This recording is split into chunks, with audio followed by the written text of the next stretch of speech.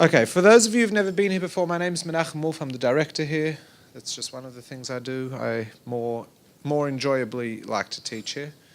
And one of the things that I like to teach is the Kabbalah classes. This series is a bit of a back to basics sort of series. But it's not so much back to basics as in it is going to be basic, but rather we're going back to the building blocks of Kabbalistic teaching. So it's a back to basics series, what we're doing in this series. And it's because over the last 12, 18 months, we've really gotten into nitty-gritty topics. And what I actually like is to be able to step back and look a bit more holistically at some of the teachings in Kabbalah, because it's so easy to get lost in the minutiae that you forget what it is that you're looking at. The metaphor of seeing the forest for the trees comes to mind because we're going to use the idea of a forest in the beginning tonight. So what we want to do is really visit some very large concepts over the next 4 weeks, see how they come together, and most importantly, see how this information may benefit our day-to-day life, because that's ultimately what we want to do. We don't want to just learn for the sake of academics, because that's just selfish, but if we can use the learnings to improve ourselves and therefore improve the environment which we live in for other people or other beings, whether those be animals or plants or what have you, well then this has not been an academic exercise, this has been a growth exercise, which is why we're here. So let me start with what is Kabbalah. It's not a term that I imagine is foreign, because people like Madonna have made Kabbalah a very standard home word. But the question really is, what is Kabbalah? And Kabbalah is how I'm pronouncing it. Of course, you can tell my European background. It could be Kabbalah, Kabbalah, Quabala, however you want to spell it, with a Q, with a K, with a C. They're all incorrect because Kabbalah is a Hebrew word. It's with a kuf. And Kabbalah is from the root word kibel. Kibel means to receive. So the Kabbalah is a hand-me-down of teachings. And this hand-me-down of teachings has been printed and authored and written. But really, by and large, the teachings of Kabbalah were passed down from generation to generation, from teacher to student, who in turn would become a teacher and pass it on to a student. There is an academic side to Kabbalah, and there is a esoteric energy side to Kabbalah. There is the learning, the understanding, and then there is the applied. And the applied and the learning is very, very different. When we talk about the applied Kabbalah, it's usually talking about moving beyond the realm of nature as we know it, and it's about possibly manipulating nature or defying nature, etc. We're not going to go there. It's not my area. I wish I knew more about it. Then I could do all sorts of cool magic tricks and charge a fortune, but we're going to just stay in the academic side. And that's because there are different philosophies and schools of thought as to whether Kabbalah should or should not be studied, and if it should be studied, why. So according to the school of thought that says Kabbalah shouldn't be studied, that's simple. It's not fit for the masses. It should only be learnt by people who know, and those people who know are not just people who are smart, but people who have years and years and years of intellectual grounding, so that when they learn something that's so esoteric, they don't just lose themselves. According to the schools of thought that say that we should be studying Kabbalah, by and large, what they mean is we should be learning a distilled form of Kabbalah on a superficial level, enough that it can impact our lives positively. It is not about spending all day on a mountain trying to get our heads around the more esoteric ideas. And what Spiritgrow subscribes to is a school of thought that believes that a bit of Kabbalah is a good thing. That if we have doses of Kabbalah, doses of Jewish mysticism and spirituality going through our minds on a day-to-day basis, then we will refine our mind and we will refine the way we look at the world, and possibly even change the vantage point that we have of the world. So what is the vantage point of Kabbalah? So most people look at the world based on a two-dimensional experience, which is what they experience. There is the world, and there is how they see it, how they feel it, how they smell it, how they experience it. This is all two-dimensional. It's you and the world. What you see, feel, think. What you see, feel, sense is real, and you have to process it with your brain. And what we do is we look at history, which is the evolution and the change of what is over time, and we learn from it. So when you were a child, you put your hand next to a hot stove and you burnt yourself, you learnt. How did you learn? You experienced the heat. When you're older, perhaps you'll read a textbook, first year science in high school or primary school, whatever. You read about acid and you learn from the text that if you touch the acid, it is going to hurt your hands. You don't need to experience it. You learn it through the academics and you know it. You don't know it in the same way as a person who has actually had acid splash onto their hand, which is a deep understanding where you are one with the experience and the knowledge and the awareness, but you know it academically. So, but whatever it is, it's what we see in the world is real, and we learn from it, and we understand it. Kabbalah is not like that. Kabbalah is not about this world. Kabbalah is about what is real, and this world is a metaphor for what is real. So in Kabbalah, it's very important that we understand that this world is not real. This world does not really, it doesn't really exist. This world not being this planet means the whole idea of physicality. It's not real. You say, well, then what are we experiencing? We are experiencing something that isn't real. What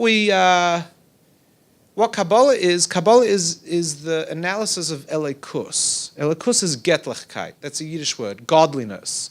And the reason why I like this word godliness is because godliness is not God. When you have a ray of light, you do not have the source of light. What this world is a ray of light. It is an emanation. It is not the truth. It is not the source of light. It is a product. And from the world, you don't know the source. But because there is a world, we know there is a source. Kabbalah is about shifting the vantage point to realizing that we are experiencing an emanation, and therefore there must be a source for the emanation. That's Kabbalah. So I want to start off with a couple stories this week to really help shift the way we're thinking. Where does Kabbalah come from? Kabbalah is part of the fourth method of interpretation in Judaism of the Torah. The fourth method is called Sod, the secret. The base level is Pshat. So Pshat means surface level understanding. When you read something that's written in the Torah, you look at the surface level of what it's saying, and what it's saying is what it is. It says that the Jews traveled through the desert for 40 years. That's what the Torah says. That is what the Torah is telling you. It's telling you a very important historical piece of information.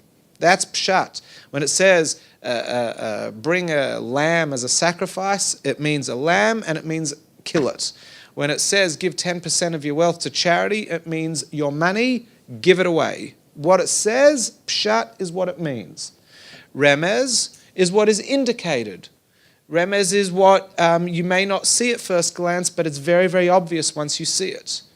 I'll give you an example of Remez. Spiritgrow operates according to a value system that's like a shrine. So you go, shrine, oh, that's very nice. Shrine is it's a very silent space. It's a place of humility. It's a place of reverence, a shrine. Yes, but when I say shrine, I don't mean just a building. I mean spiritual, healthy, relevant, individualized, non-judgmental, and excellent. Our value system. It's 6 parts. This 6-part value system is encoded in the word shrine, and none of those words offend the word shrine, and yet the word shrine, you wouldn't have known any of those things. So remez is what is indicative right there. It's right in front of you, but you didn't notice it until someone pointed it out to you, and now you can't get rid of it. So if you go through the whole Torah, you will find that there is this whole subsurface level of interpretation called remez. Words which are really acronyms. Numerology would be a part of remez. So in Judaism we have this idea of numbers. Every letter is a hieroglyph, it is a number, it is a letter, it is a sound.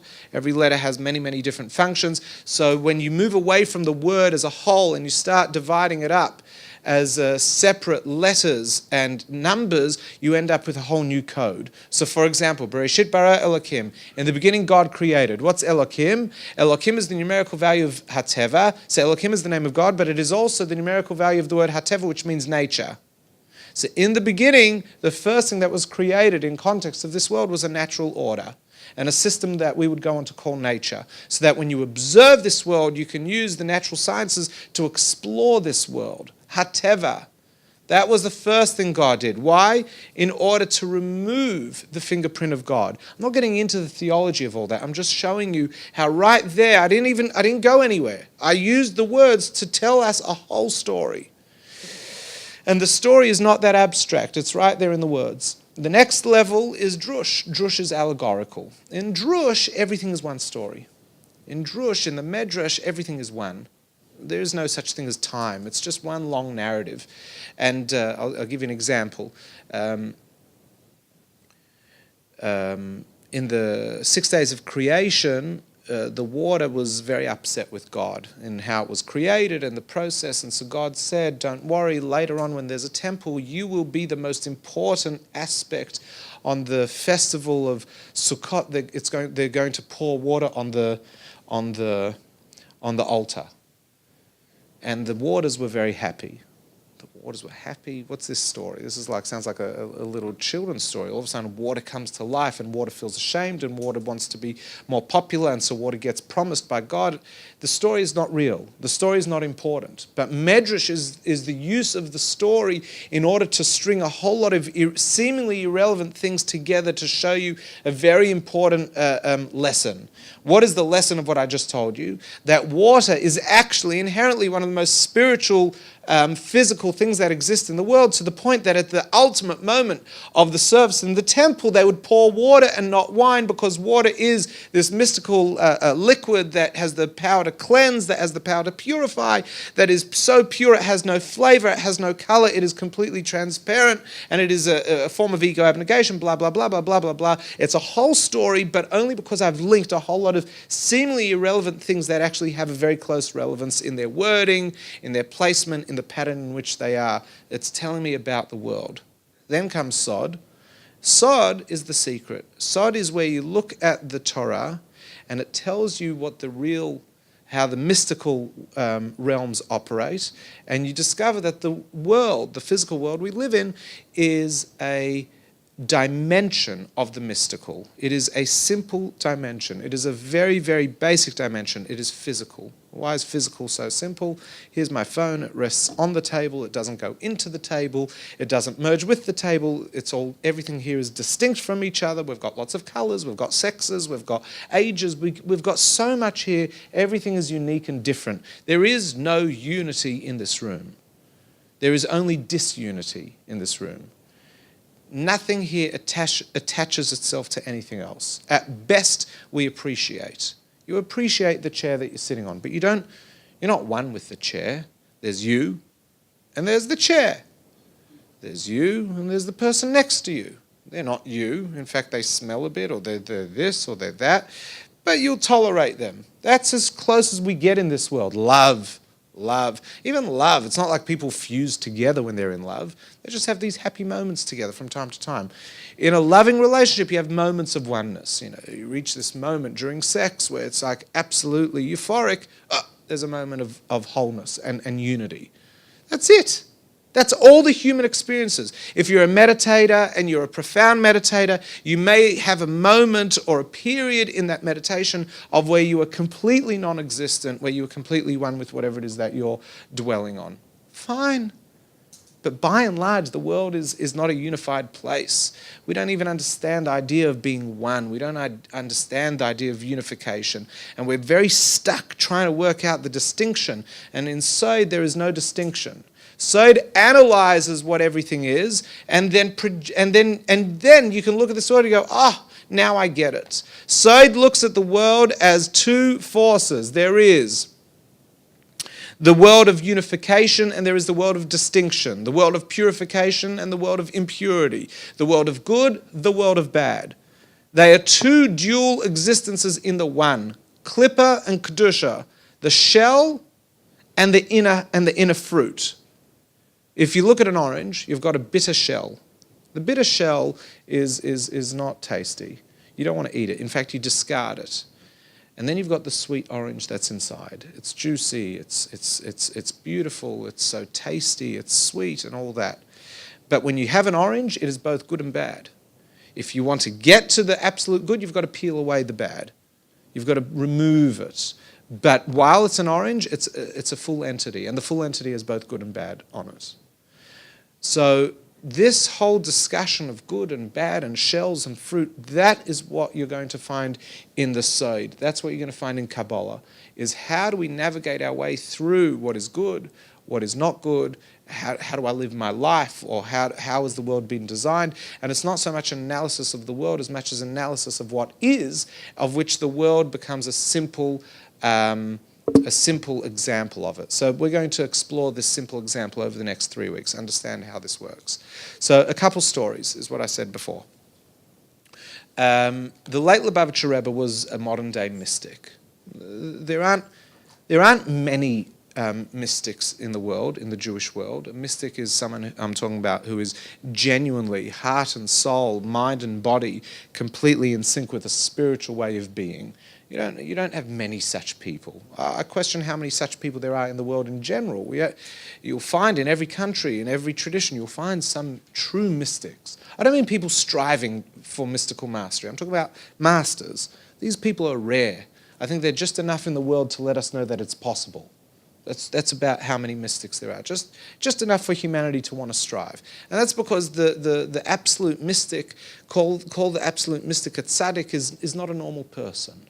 It's a person that's not born with the normal inclination like we are. They're not born with the ability to want to do bad, to want to be separate. They're freaks, good freaks, but I can still scroll up my face because I'm offended by their existence, because I want to be perfect, and if that's perfection, I'm never going to be perfect. So mystics. So what are these mystics? These are perfect people who, in every situation, respond perfectly. They never experience anger. They don't experience hatred. They are, when they're eating, they're completely present. They feel sympathy and empathy for the food that they're eating. They need to turn every moment of their life into a moment of meaning. Every kilojoule of energy that they expend must not be wasted. These are people you'd have a nervous breakdown if you tried to live their life for an hour.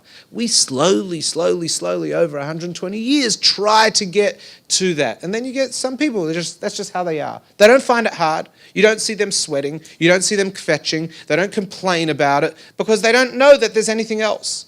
They are perfect. So there are very few of them. So the late Lubavitcher Rebbe was a character who he once sat down on a deck chair on his veranda with his wife. And he sat there for like 20 minutes and he said, summer holidays are over. That was it.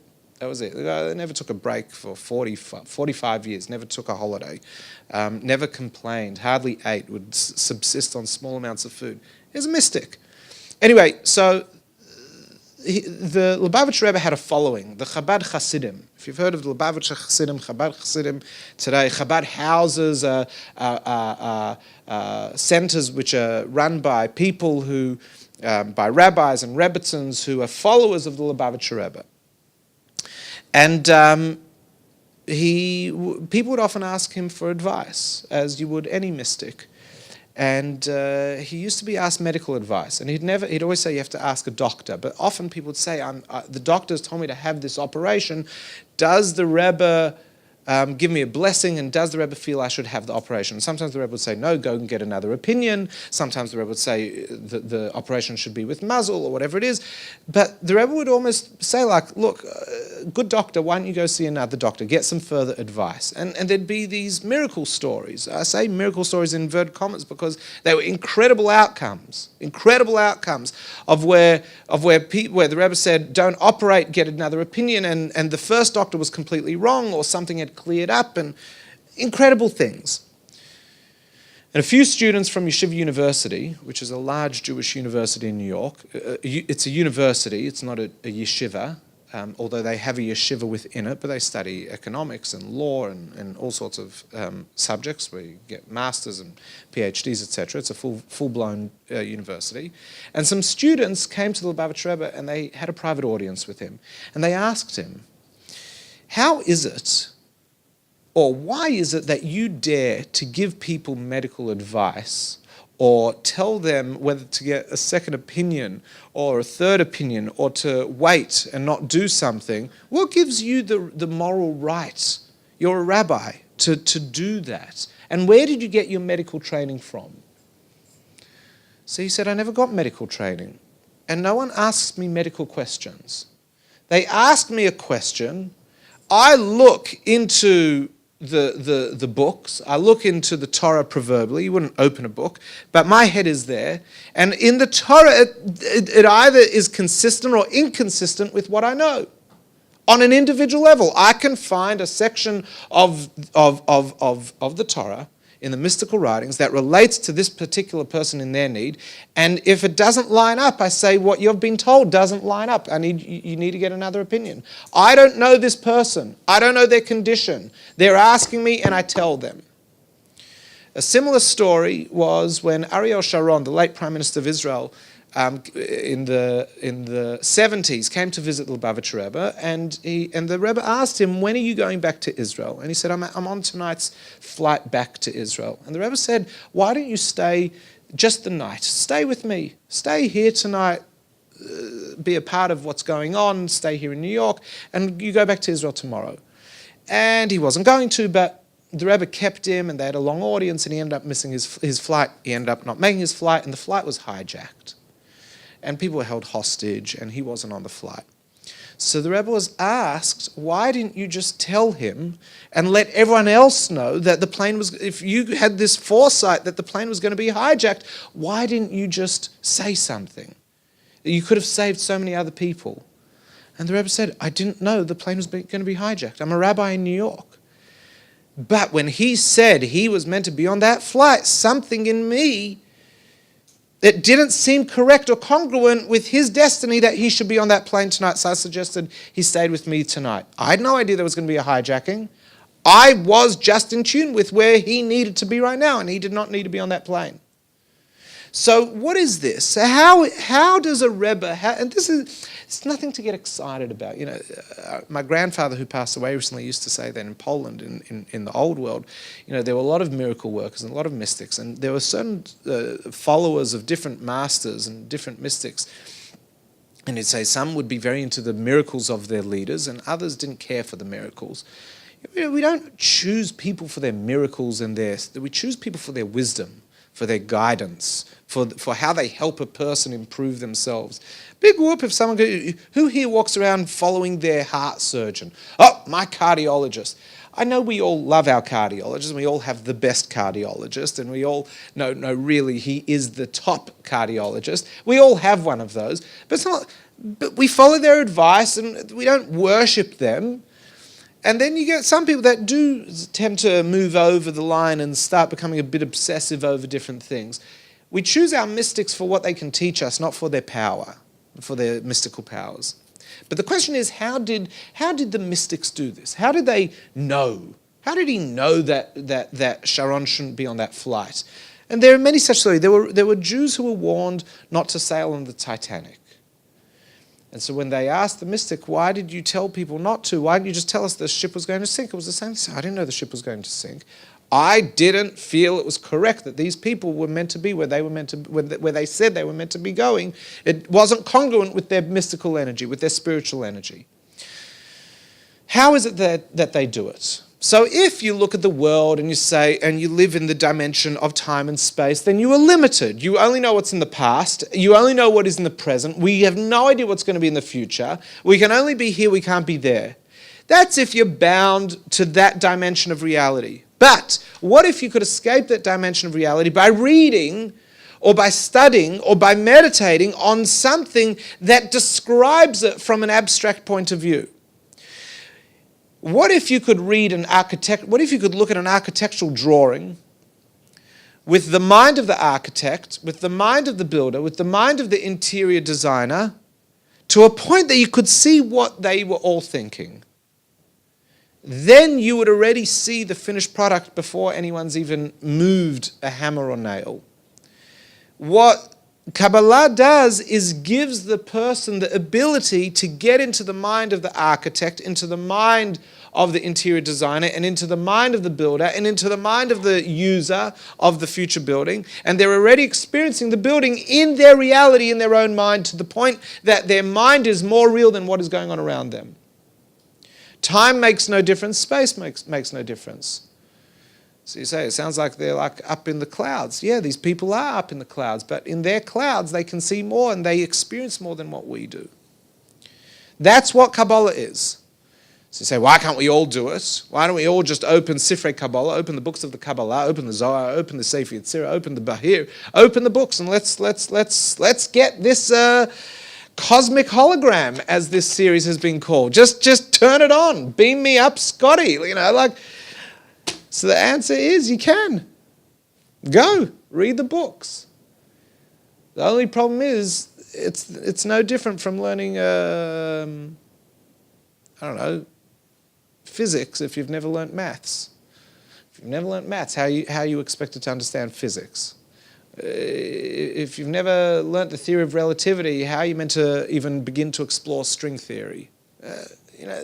There's nothing. It's not that you can't. It's that it's such a big ladder, you've got to start at the bottom. You can't just open up a translated work of an Aramaic text and go, not getting this. Of course you're not getting it. It'd be an insult to any subject if you could just get it because you opened a book. People would watch, remember the TV show House? Yeah? Hello? You with me? Are we not into pop culture here? Dr. House. Yeah, people would watch House and all of a sudden they became medical practitioners. All of a sudden, you want to have that wart checked out because that might be a serious case of whatever Hugh Laurie said in the TV show. Sometimes we get a bit caught up by we know a few things. That's what they say, a little bit of knowledge is dangerous. Because we open up an English text and we've got it all worked out. I'm not attacking the English text, but I'm just saying already English is one step removed from what the text is really saying. And the text is not written for preps or grade ones. The text isn't even written for PhD students. The text is written with the assumption that the person who's going to read the text is already at the level of understanding the text, and therefore the text never dumbs itself down. The text of the Zohar, the text of the Sefer Yetzirah, the text of anything in Kabbalah is not written in an idiot's guide format. And the Kabbalah would rather nobody understands it than it be given over to people that shouldn't understand it. So what's interesting about Jewish mysticism is that it has never been made available to the masses. And if you want to know which is the best period to ever live in for Jewish mysticism, some people would say it's the 16th century, the 15th, 16th century, the Golden Age in Spain. Right now is the best. Right now is when there is more available, there are more YouTube videos, there are more websites, there are more people who have been recorded teaching and expounding on it than ever in history. And that's something that started 300 years ago, but we're now living, in general now is the best time to live. You think about any period of history, when would you rather live? You might want to go in a time machine for an hour to Rome, to Greece, to wherever, but you wouldn't want to be there.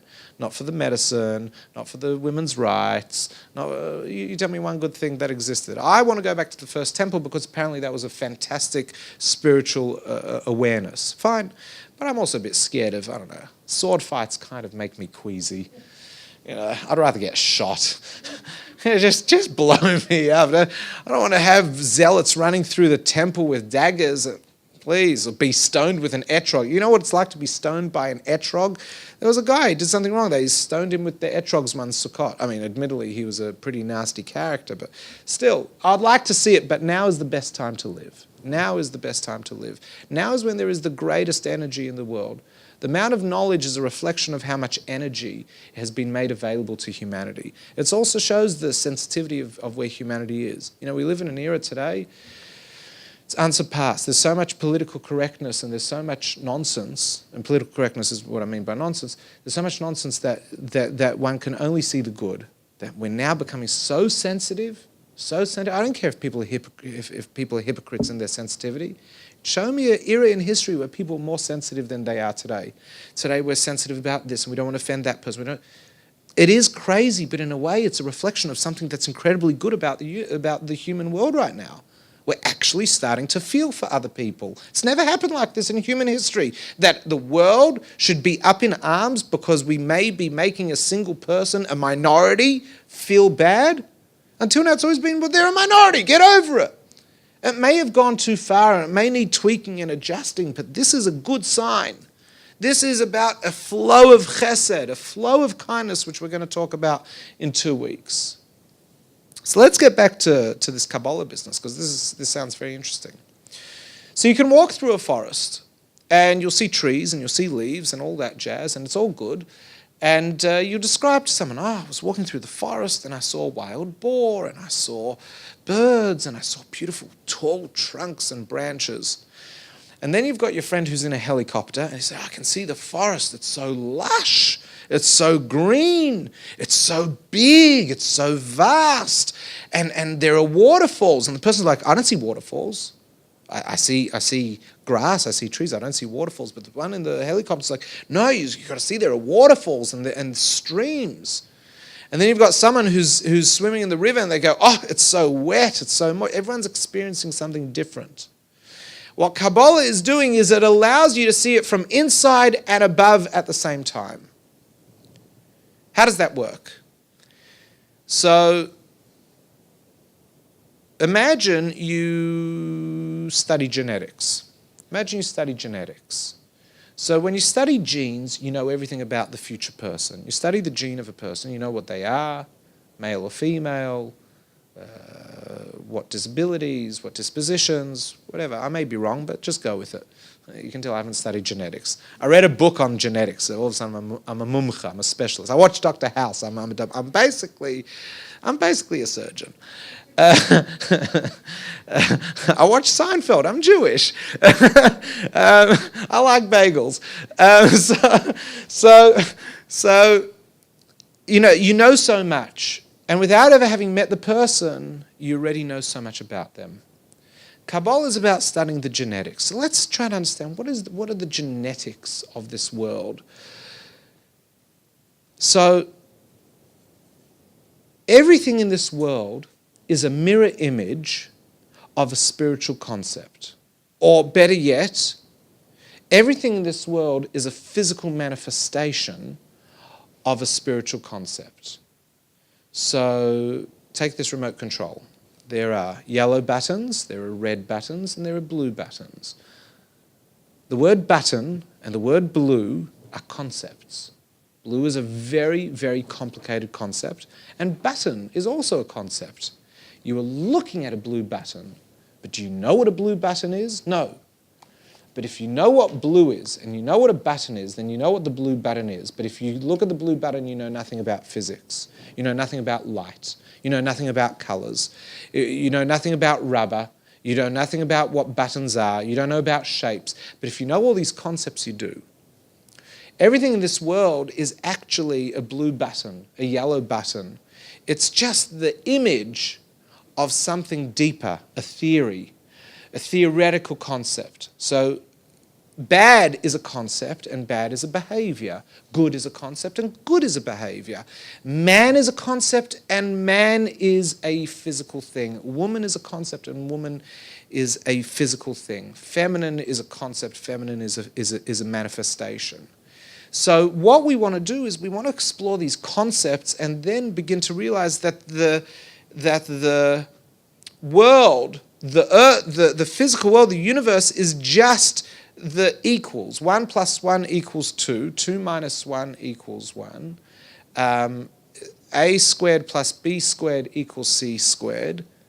Therefore, what is it? C squared minus B squared will equal A squared. So when you have the whole sum, you can work around with it. If we work with the first half, we will always get to the solution. If you already know the solution and you're missing a part, you can work backwards. So Kabbalah is going to allow us to, let's enter backwards. Let's not look at what the world is and work our way up. Let's start from the top and work our way down. The first thing I want to talk about is tzimtzum. or say to hishtalshalus. Hishtalshalus is the same word as shalshelet, a chain. What is a chain? A chain is many links that join together.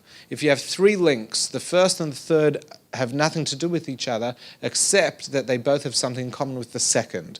The first has something in common with the first half of the second, and the third has something in common with the second half of the second. The first half and the second half of the second are linked, and therefore they are one. But the truth is the beginning of the second and the end of the second have nothing to do with each other. You got me? So it's shalsheles. It's a chain. And within the chain there are levels. And because they're on a chain, they're all linked. But just because they're linked, it doesn't mean they've got anything in common. So there is a hishtalshalus. There is a chain from the infinite to the finite. Everything in this world is finite. There is nothing that is not finite. I know that you can divide something an infinite number of times, but that doesn't make it infinite. Because look at this piece of paper. Yes, I can keep folding it infinitely, half and half and half and half again. Mathematics allows me to tell you that, but at the end of the day, this piece of paper is finite. Just because I can do infinite things with it doesn't make it infinite. We don't really understand the concept infinite. It doesn't really exist in our world. It's a bit like when children might be 2. I remember asking this when I was 5 or 6 of my father, but then again, people ask me the question and they're 55 or they're 75, and the question is just as good and the question is just as impossible to answer. And that is, who made God? What is the premise of that? The premise is that I, as a mortal human being, do not understand the idea of a constant existence that is infinite. To me, there is always a beginning and end. I'm born, I die, there is rebirth at best. But there is no infinite. Time began, time evolves, things evolve. There are things that you can trace from a beginning point to an end point to a new point to a new point. We don't understand this idea of infinite. So the question of who created God is a valid one. And the answer is nobody, my dear child, because God is an infinite constant. Okay, fine. Let's just accept that for now because we can't do anything with it. And so, by the way, when I say God, whatever definition of God you have, just leave it outside. It's probably not what I'm talking about. God is just an English word. When I say God, I mean Ein Sof. Ein Sof means the infinite. That's it. Infinite knowledge, infinite space, infinite time, infinite love, infinite hate, infinite everything. All inclusive to the point that it's microscopic. Not microscopic, like a single point. Because it's so all inclusive that it's so one that there is no discrepancy or difference and therefore it's one. One, by definition, is not 2. Shema Yisrael Adonai Eloheinu Adonai Echad. Hear, O Israel, the Lord our God, the Lord is one. Not that there is one God, because that would mean that there might be another. God is one and not more or less. One is one. One can't be divided. So we have this concept of the infinite. If you want to know how do you translate God into Jewish, it's infinite. God is an English translation. I don't know where it came about. I'm not into linguistics, but I'd love to know who made up that word because they've ruined a lot of things. You say God and people are like, okay. I get it. You're one of those. The infinite. Let's use New Age language. No one finds New Age offensive. At best, it's flighty, but it's not offensive. It's cute. It's cute, into all your organic stuff. It's cute. So infinite. I am into organic stuff, and it is cute. I'm a cute guy. What is the infinite? Well, the infinite can't be explained, but the bigger question is, how does the infinite become finite? If I have a cup, I can't fit an infinite amount of water into it. The concept of infinite means it is non-divisible. An infinite line is infinite in both directions. You can't have it begins here and it goes on for infinity. Infinite means infinite. It can't be divided. Because if it's divided, then it's finite. So how does the infinite move to the finite? How does God, the Ein Sof, HaKadosh Baruch Hu, the Eibishter, see, there are so many names for God because God has no names. What's a name? My name's Menachem. The lady in red, her name is Sarah. I'm not a mystic. I really know Sarah.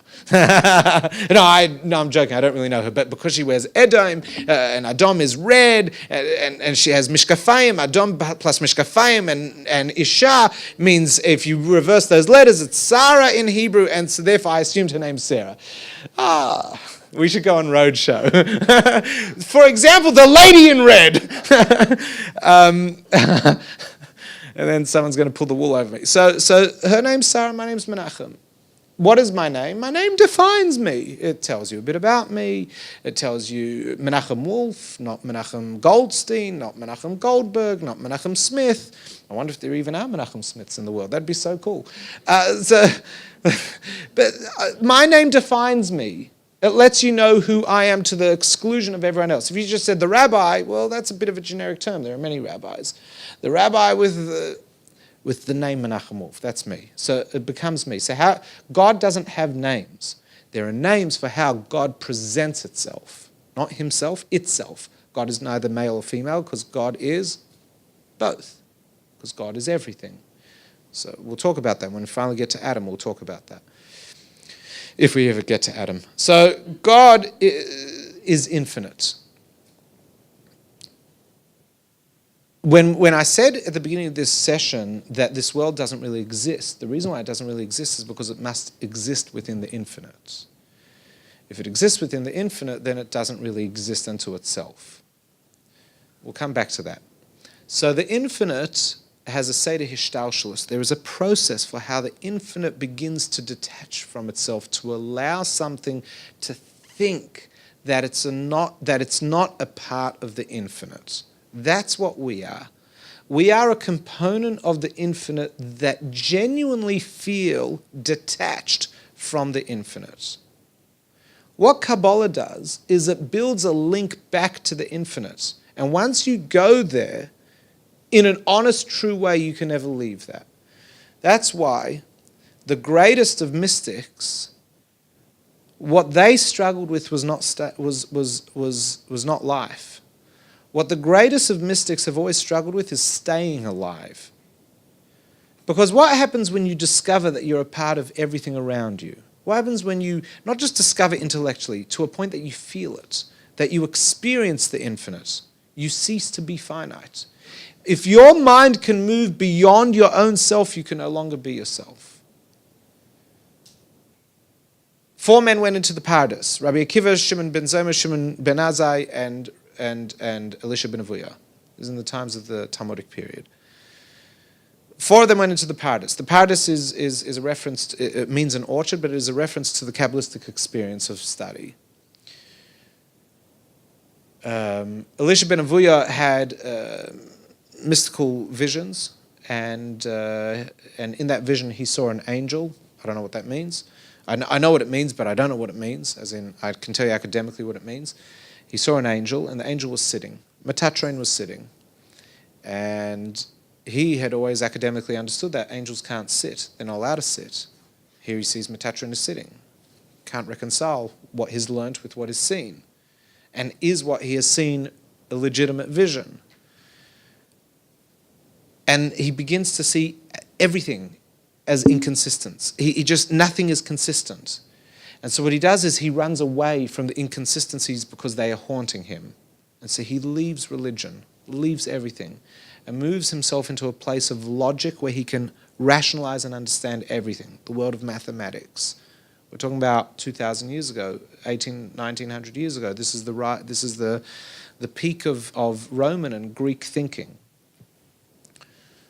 No, it's more than that, whatever, around then.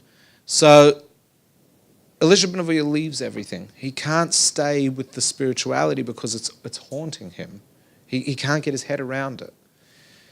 Shimon ben Azai or Shimon ben Zoma, I think Shimon ben Azai committed suicide, could not stay alive. He'd experienced what the world really is and couldn't bring himself to be in the world, so he died.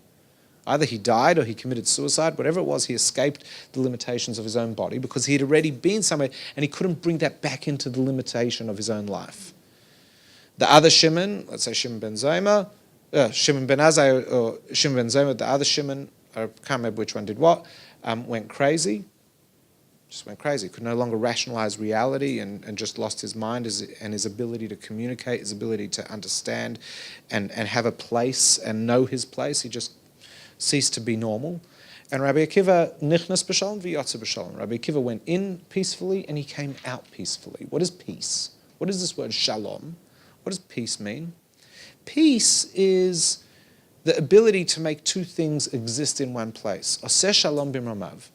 God is the maker of peace. What is peace? Not that you can make two things come to a point where they touch. Peace is where you can make two things come to a point that they can exist within the one.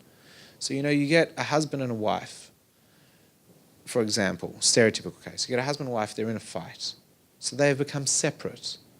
So what the goal is to make shalom bayit, to make peace in the home. Peace in the home doesn't mean where they can now coexist. They're putting up with each other. Shalom bayit is where they can come back to a point of where the love of marriage exists. What is the love of marriage? You have love, where I love you, and you love me, and if you stop loving me, I'll stop loving you. There's that sort of business deal. Yeah, we all know that one. You stop loving me, well, you stop loving me, so I stop loving you. That's love. And then you have the love of marriage. What is marriage? Marriage is where two people fuse themselves together. It's not a legal thing, by the way. I know most Western countries, they're arguing about it in Parliament. It doesn't belong to Parliament, marriage. It doesn't. Marriage is a spiritual concept. Marriage is where two people fuse themselves together on a spiritual level, on a soulful level, to a point that they no longer exist as dual entities.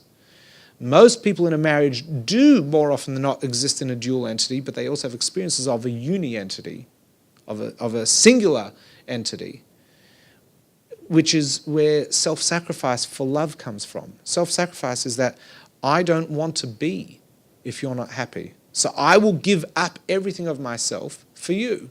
And I feel no pain, I feel no loss, because you're happy. And if you're happy, I'm happy. Not in the post-Holocaust type of, I'm happy, I'm feeding you, I'm happy. I'm talking about in genuine happiness of, I am, my whole etzem, my whole essence, my whole being is you. And therefore, when you're happy, by default, I'm happy. I am just your finger. That is love, where each one feels that about the other. That's love. That's the love of marriage. Marriage is a day in which two people solemnly swear to live like that for the rest of their life, despite their ego. And then they start moving down this path of love. So, why do I go to marriage? Why do I go to marriage? Anyone? Akiva, thank you. No, Yotze B'Shalom, Nichnas B'Shalom, Yotze B'Shalom. Thank you, Sarah. We really should go on roadshow. The shalom bayis, the peace in the home, isn't just that you get two people to live together, but it's where you bring a husband and wife back to a point of where they are willing to sacrifice each other for each other. Rabbi Akiva was able to not only go through his mystical experience and come out in peace. What does it mean he came out in peace? It means that when he came into the physical world, it was not a contradiction to his spiritual experience of the infinite. Why? Because as he experienced the physicality of this world, he actually wasn't experiencing a limited physicality. He was experiencing an infinite form of physical. And you'll say, that's impossible, Menachem. You can't experience infinite chair. You can. Because if you get to the essence of the physical, you will discover it is actually completely spiritually infinite. And if you can manage to merge those two together, Nichnas B'Shalom v'Yotze B'Shalom, you allow for two opposites, a male and a female, two people. People should never be able to merge. Who's ever heard of such nourished kind of love? It makes no sense to love. What, I'm going to give up something for you? That's stupid. Okay, while you're young, you get sex. Fine, it's worth it. But old people? What are they giving up? From old people is where we learn love, because there's nothing physically there to benefit. It's only it's so much deeper. When I say old, I mean like 150, by the way. I don't want anyone here to be like, pardon? Marlene, I hope you don't consider yourself old. I hope. That's why I clarified 150. But I'm talking about you get to a point where your whole existence is purely the other person. That's love. There's no it's not because she can cook or he can cook. It's not because he gives a good massage or she gives a good massage. It's nothing of that. It's just your being. Your being makes my life worth being around for. Rabbi Akiva, was able to discover that this black tablecloth was actually a container of the infinite. a container of the infinite. It was filled with infinite energy, because when you have a small amount of the infinite, you've got all of the infinite, because infinite is non-divisible. So he was the only one that was able to make sholem of the reality on a mystical, spiritual level, as well as the reality on a physical level. The others couldn't. As a result, one escaped the world by dying, the other escaped the world by losing their mind, and the other escaped by leaving the memory and everything behind, did not want to have anything to do with that experience. And he never came back from that experience. He never, ever came back. Elisha ben Avuya rejected everything after that. Didn't deny it, rejected it. Massive difference. Denial means it's not real. Rejecting means I want nothing to do with it. Elisha ben Avuya rejected it for a life that he could cope with. We are all really Elisha ben Avuya. You know, how often do you know something is correct but you reject it? Because it's not pleasurable, it's not enjoyable, it's too hard, it's too this. We're all Elisha ben Avuya, really. You know, we all know we should lose a bit of weight. We all know we should do a bit of exercise. We all know we really should be eating ethical food. We all know. We all know.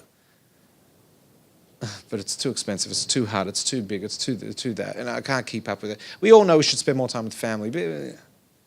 We all know, but we reject. We're not saying it's wrong. We just reject. It's okay. Elisha ben Avuya, the great sage, he was a member of the Sanhedrin, the High Court of the Jewish people. It's all right. You're in good company. But unlike Elisha ben Avuya, we can still change. He died. Elisha ben Avuya died like that. We can grow. We can become like Rabbi Akiva, in where we try to make our life work with the opposites that exist within it. Good. Couple more minutes. Seder Hishtalshelus, the order of the chain of how do I move from that infinite to discovering the infinite in the physical without leaving the physical.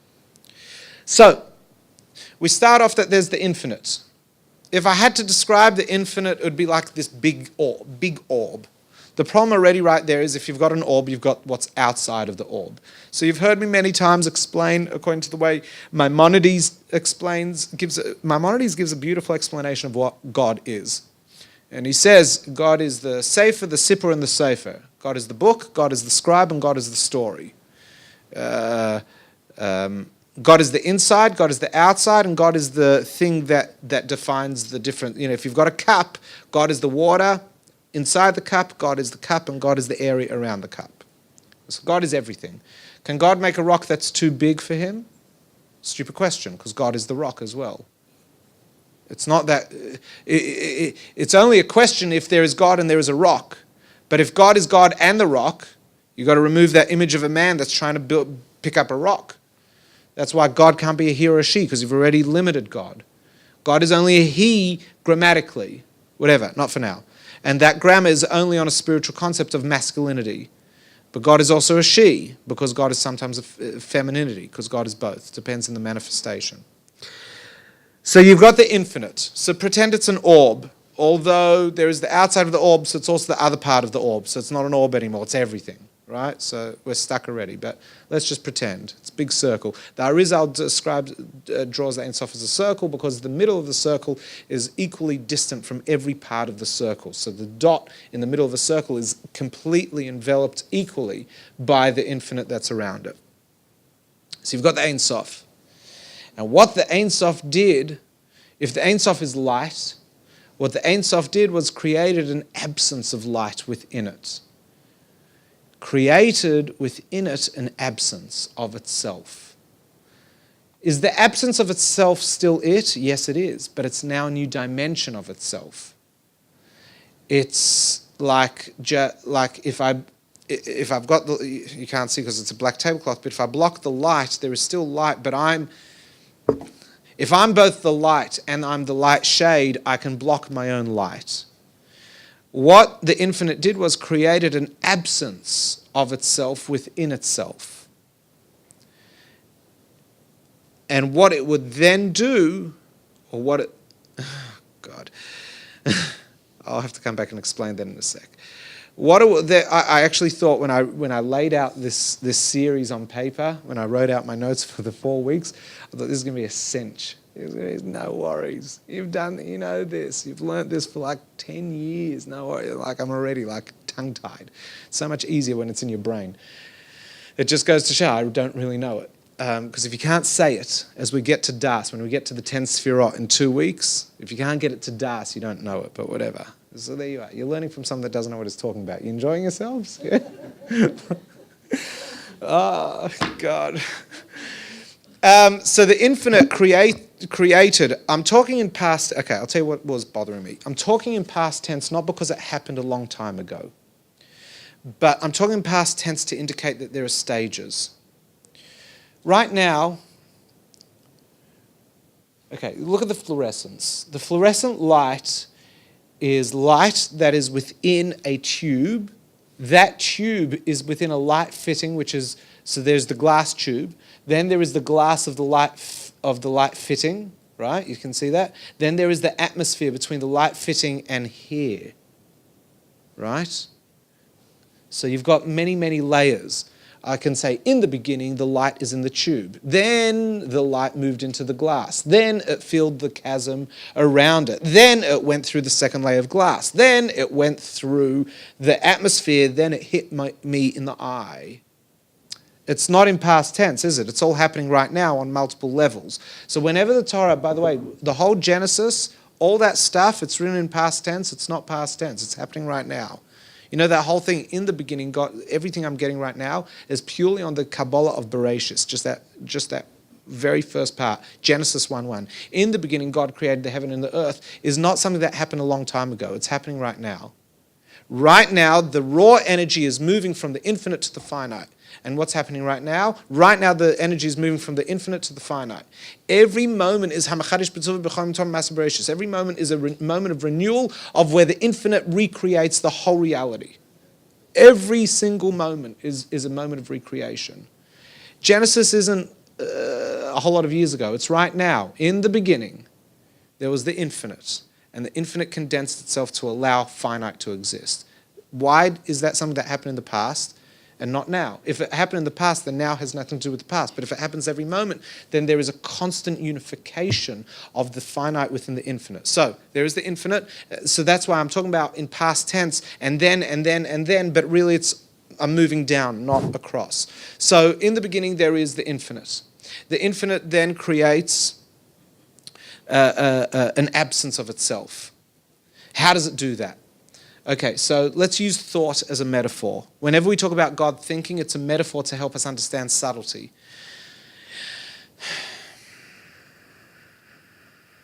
Okay, so, you know, you go through a thought process and you haven't even delivered something. You haven't even got a word, but you've moved through so many stages. Then before you speak, you go through a whole lot of other stages. And then you speak and you've got a word. And the word will lead to an action. You know, there are so many things. So in order to get from the infinite creating an absence, there are all these stages. Thinking about creating an absence is already the beginning of an absence. There is no absence. But the infinite allows, as soon as you allow, there is, right? As soon as you tolerate, there is something to be tolerated.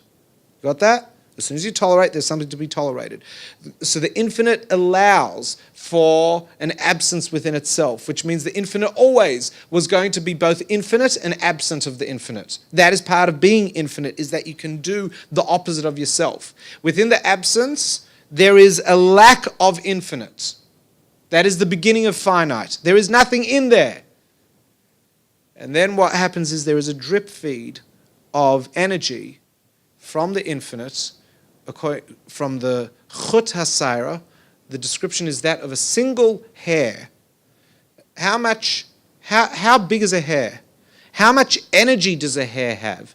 How much life does a hair? Your hair is alive, it's growing. I know our hair is dead, but it's not dead, it's just dead. That's how much energy is required to charge up the universe. The amount of energy within a single hair. That is the chut hasaira. There is this saira, and you go, that's such a limited amount. There's this limited amount of energy that feeds the infinite, that feeds the cholol. Imagine the cholol is a circle. Oh, beautiful, my phone. You see the white around my phone? And then I've got the black screen of my phone. Do you see where the black meets the white? Is that a part of the white or part of the black? It's the horizon. So what is the horizon? Is it part of the sky? Is it part of the sea? It's just that line, but that line doesn't really exist. So which one is it? I'll look away, so I'm talking to everyone, not just her. What's the horizon? The horizon is both.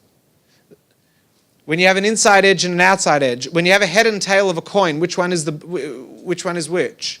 Each one is the flip side of the other, but where does the head begin, where does the tail end? Where in the coin? We only know it because we're looking at the extremities of the outside, but where does the head and where does the tail end? Where does a head become a tail? Somewhere in there. Where? So the tail is automatically connected to the head. Because you cannot define it, the tail is part of the head. The only thing I can tell you is that the outer layer of the tail is not the head. But everything else is part of the head. And yet it's not the head. The head is not the tail. Menachem, you're indicating the head is the tail. No, I'm not. The head is everything between the head and the tail. But the truth is the head is only the absolute head. The horizon, we've got the sky, we've got the ocean. But what's the horizon? Well, as you get closer, you realize everything is the sky except the water. Yeah, but what about the line? It's part of the sky. And when I look at it from the ocean, well, it's actually part of the ocean. Everything that is not something else is a part of the origin. So the keyhole is still a part of the infinite, because if it's in the infinite, its edge is part of the infinite, which means the infinite bled into a finite reality. But the infinite was never limited, because you can never find the absence. You can never find the absence of the infinite. You can't find the black point in grey. And yet you can't say the grey is white. And you can't say the grey is black. So which one is grey?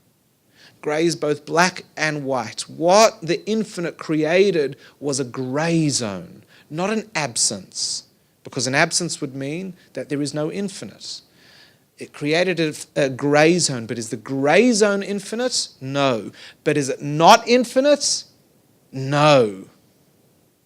You get what I'm saying, yeah? Shall I repeat it? The grey zone, is it black? No. But is it not black? No. It is both. What Hashem creates is the inside of which there is an outside. But is the edge of the inside part of the outside? Yes. But is it outside? No. It allows for something to be conceptually different without it being different. That is the first thing that the infinite did. Bereshit, in the beginning. Was there anything before the beginning? Of course, there was heaps of stuff before the beginning. The beginning itself has to be created. It is the beginning point of where we definitely say there is no infinite. That is not the grey zone. We haven't even touched there.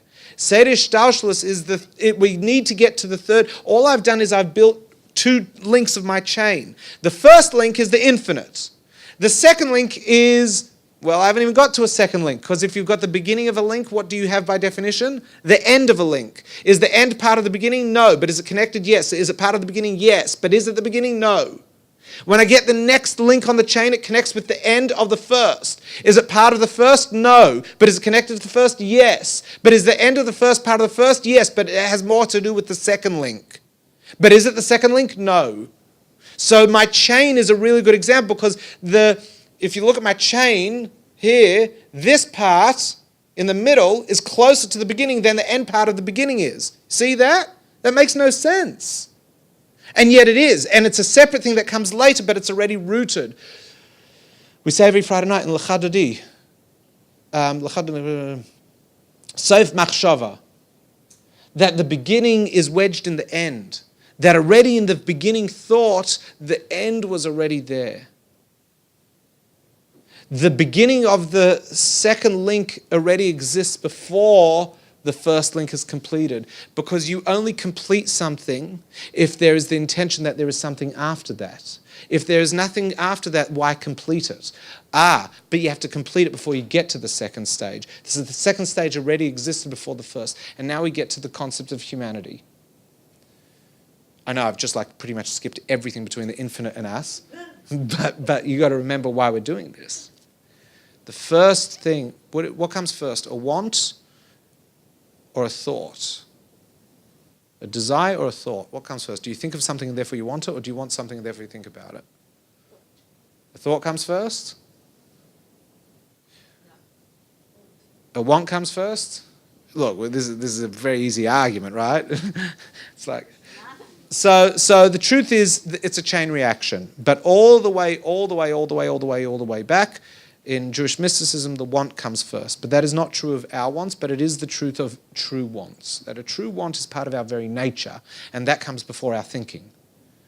So our predisposition towards something comes before the way we think about how we're going to be who we are.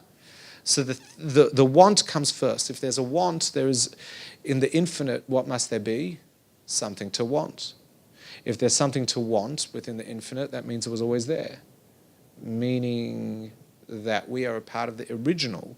And so the whole purpose of the Seder Hishtalshelus that we're going to explain next week is how did we get, why are we the want, and how did we get from the infinite to here? Shall I leave you with a very interesting metaphor which I definitely have not shared with you in a couple of years. I know I've shared it because I love it. Do the people who build malls because they like malls or because they like money? The answer is they like money. And the mall is a great way to deliver money. You build a whole lot of shops that will pay rent. What a brilliant idea. I wish I would have thought of that. But if I did, I probably wouldn't be here teaching. I get to now teach the people who build malls because they built the malls and they discovered there was no happiness in it. Anyway, so, oh, I wish. The mall, of course we want the mall to be beautiful, but the mall is nothing. The mall is just a concept. It's all about making the money, or it's all about bringing the people together, whatever. You want to be nice, you want to be materialistic, I don't care. It's either about bringing people together or it's about making a lot of money, but whatever it is, it was never about the mall. The mall is just a conduit. Everything between the infinite and you is just a conduit to get from the infinite to you. What we are going to learn over the next few weeks are all the steps in that. We will learn about the four worlds, of which our world, our dimension is the physical, of which there are three higher, and we will learn the 10 Sefirot, and then we will see how the 10 Sefirot make shapes and how the worlds take on forms which then translate into the physical. And then you will understand, if you study the concepts, you already know where the physical is going to go. And that is how you can use, that is not how you can use Kabbalah to tell the future, but now you will understand why when you learn Kabbalah, you'll be able to scratch your head and go, oh my God, I can see how it was always meant to be like that. Because Kabbalah just is spelling it out. It's spelling out the infinite. The infinite plays out in a finite way. If you get the infinite, you understand the finite. More about that next week. Are there any questions on this week's? Because I'm going to finish with a meditation. I must finish with a meditation. We've done a lot of thinking. Do you know what the place of meditation is in Judaism? People often ask, what is the place? Menachem, do you meditate? Someone asked me whether they could put me in a study in Monash. I was like, I had to say no. They said, why? Don't you meditate? I was like, probably not the way the study wants. Like, I don't sit there breathing necessarily every single day, so I'm not a good candidate. It's like, damn, they thought I was like a Jewish monk. I thought I was a Jewish monk until that point. It was like holding up a mirror in front of me. So, but there are people that meditate properly every single day. Then you have people like me that kind of meditate every day, and then you get other people who don't meditate at all. So, whatever. We'll do a meditation, because the place of meditation is to learn something. This is the concept of hisbonenus. There are a number of layers to hisbonenus. Hisbonenus is a form of meditation. You learn something, and wow, it's amazing. You notice I raised my voice a lot. I got excited because it wasn't really me. It's just me getting excited. Hisbonenus is where you're silent and still, and you become the concept. Then phase 2 of hisbonenus is that you become the concept to the point that you no longer are. While you're going through the hisbonenus, you are not in existence. You are just the concept. But let's just do phase 1 of hisbonenus, the first phase, which is let's just process what we said. The main point of what tonight was not the whole history of Kabbalah. It was about realizing that everything exists and doesn't exist. Everything is a part of the infinite, and it's finite at the same time. If everything is a part of the infinite, and it all exists because of the power of a single hair, of course it's not a single hair, the hair is just a metaphor. It exists because of a single hair, it's nothing. It's just the existence of a single hair. It's like, How much energy is there? What can exist? You say, oh, the whole universe, but it's nothing. It's a part of the infinite. And if it's a part of the infinite, it doesn't exist because the infinite is non-divisible. That's how nothing we are. Now, we could either do a meditation on that to achieve ego abnegation. Oh, trust me, that one works. You really come out of it feeling very small, not insignificant, small and very empowered. Small because you look at yourself and I'm nothing, but very empowered because you're a part of the infinite. Oh, it's very good. Sit on that for an hour, trust me. You'll feel great without feeling ego. But what I want to do is just spend a bit of time on this idea of us existing as a thought. Okay? We exist as a thought, as a concept within the infinite. The infinite suspended itself to allow a finite, but the finite's not real. It's still grey. It's still really part of the infinite, as we're going to learn. Oh, just need to clarify one thing. Imagine a tapestry. You paint something on a tapestry. Is the tapestry white behind the paint? It is, but you can't see it. The infinite allowed for a suspension of itself by painting black onto a white canvas. It's still white, it just looks black. Okay? More on that next week. Let's just close our eyes. Phones off, just make sure your phones are off.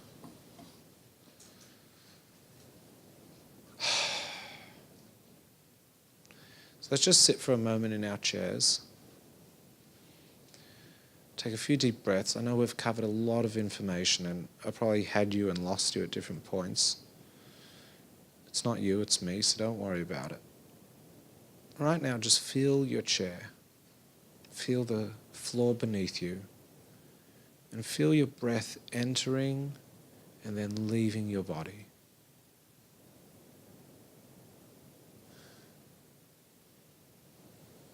Sense your posture. He's slouching, he's sitting. Just notice it. You don't need to correct it for this meditation. This introduction is purely just to bring you into the present moment. So we're sensing our breath, noticing our posture.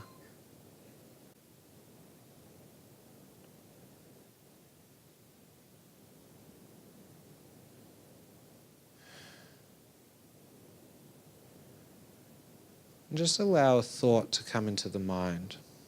If you need one, think about a tree.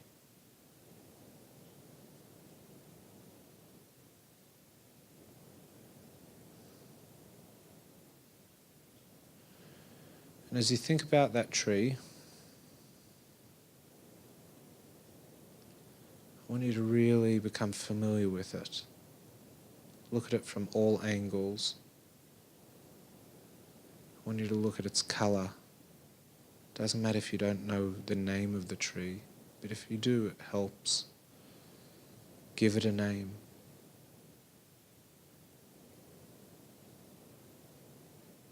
Gauge its height, its age. Without chopping it down, I want you to know how many rings are in the tree. And you can know this because this tree is yours. So I want you to know its age. I want you to know and I want you to see how many rings there are in the tree. And I want the tree to remain intact, filled with colour, with poise, with dimensions, with a name, with a familiarity.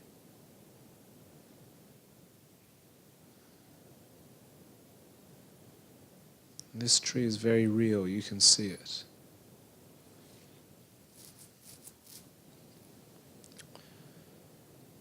Not only can you see it, but you can see inside it and outside of it at the same time because it's a part of your thought.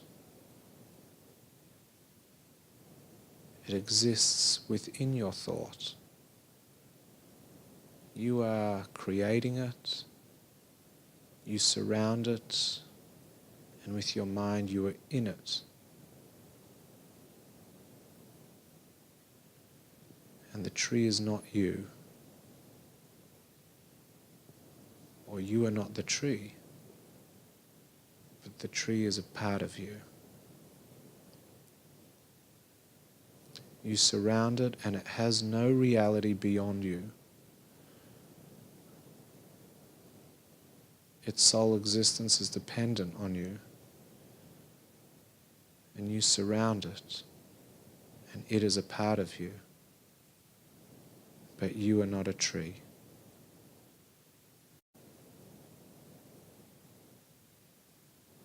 Stay with your tree.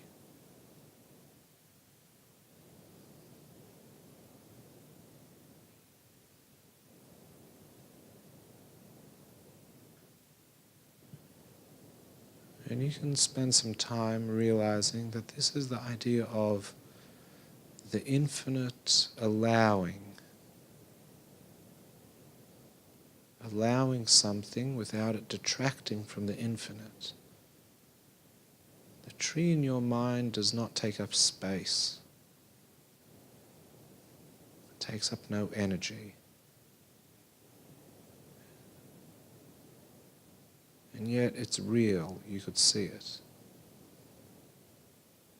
And at the same time it's not real at all.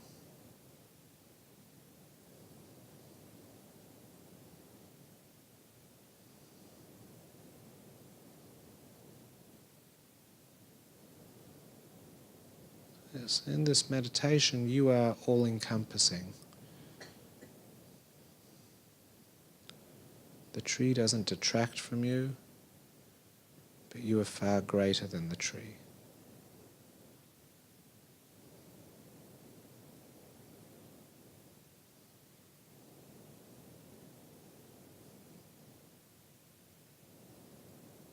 When you're ready, just come back to your breath.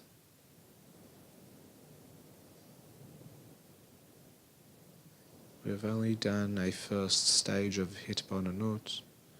We've just thought about it with a clarity. We're not dwelling on it. We're coming back into the room. Come back to your breath. When you're ready, you can open your eyes.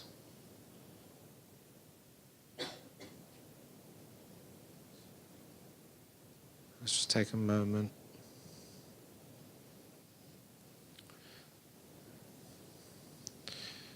Are you a bit clearer after the meditation than you were before? Is anyone just as confused after the meditation as they were before?